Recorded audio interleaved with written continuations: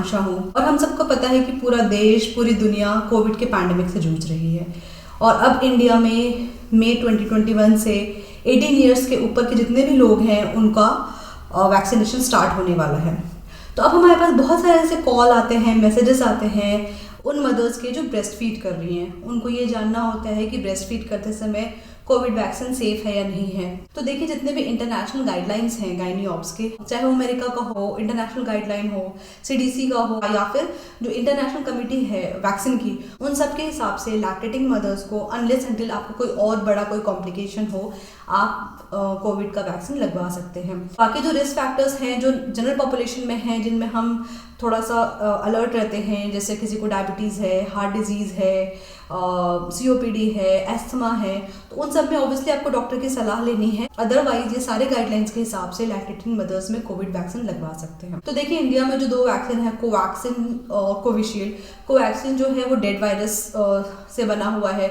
Dead virus को जब हम बॉडी में इंजेक्ट करते हैं तो ऑब्वियसली वो रेप्लिकेट नहीं करने वाला है, बढ़ने नहीं वाला है, लेकिन हाँ, हमारी बॉडी का इम्यून सिस्टम उसको पहचान लेता है और उसके अगेंस्ट फिर एंटीबॉडी बनाना शुरू करता है। तो जितने भी बाकी डेड वायरस वैक्सीन होते हैं वो यूजुअली प्रेगनेंसी और लैक्टेशन में सेफ होते हैं, क्योंकि ऑब्वियसली वो बॉडी में रेप्लिकेट नहीं करने वाले हैं। और जो डेड वायरस है वो बेसिकली अंदर जाने के बाद डिसइंटीग्रेट हो जाता है, तो उसका ब्रेस्ट मिल्क में पहुंचना जाना बहुत ही अनलाइकली है।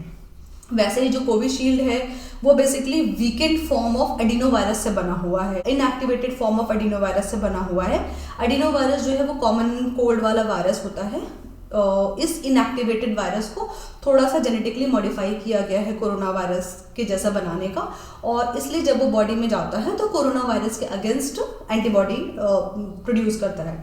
तो ये वैक्सीन भी सिंस कि इतना ज़्यादा इनएक्टिवेटेड है तो बॉडी में जाके रेप्लिकेट नहीं करने वाला है, तो बॉडी सिर्फ उसको पहचानती है और उसके अगेंस्ट अपना इम्यून सिस्टम डेवलप करती है, एंटीबॉडी बनाती है। और वैसे ही जो बाकी वैक्सीन्स हैं जो फाइजर के हैं, जो mRNA टेक्निक पे बने हुए हैं, जिसमें बेसिकली हम mRNA इंजेक्ट करते हैं बॉडी में, वो भी सेफ है क्योंकि mRNA भी बॉडी में जाके डिसइंटीग्रेट हो जाता है और फिर बेसिकली वो हमारी बॉडी में एंटीजन प्रोड्यूस करवाता है और उस एंटीजन को हमारा इम्यून सिस्टम पहचानता है और उसके अगेंस्ट एंटीबॉडी बनती है। तो देखिए, बहुत ज़्यादा डाटा तो अवेलेबल नहीं है क्योंकि बहुत ज़्यादा रिसर्च नहीं हुई है कोविड वैक्सीन का ऑन लैक्टेटिंग मदर्स, लेकिन जितने भी थ्योरीज हैं, जो पॉसिबल मैकेनिज्म है, उसके हिसाब से इन सारे वैक्सीन का डायरेक्टली ब्रेस्ट मिल्क में सिक्रीट होना अनलाइकली है और इसीलिए ये सेफ माना जाता है लैक्टेटिंग मदर्स में। और वैसे भी अगर हम रिस्क बेनिफिट देखें तो कोविड-19 का मदर को इफेक्ट करना ऑब्वियसली ज़्यादा रिस्की है रादर देन ये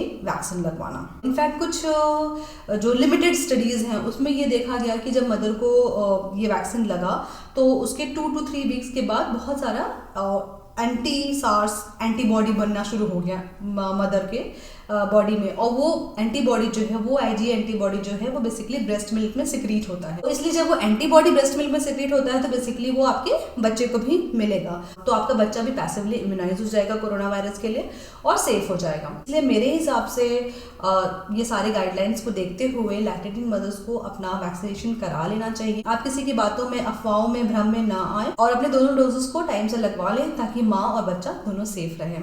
Okay friends, thank you. Happy and safe motherhood. Take care. Bye.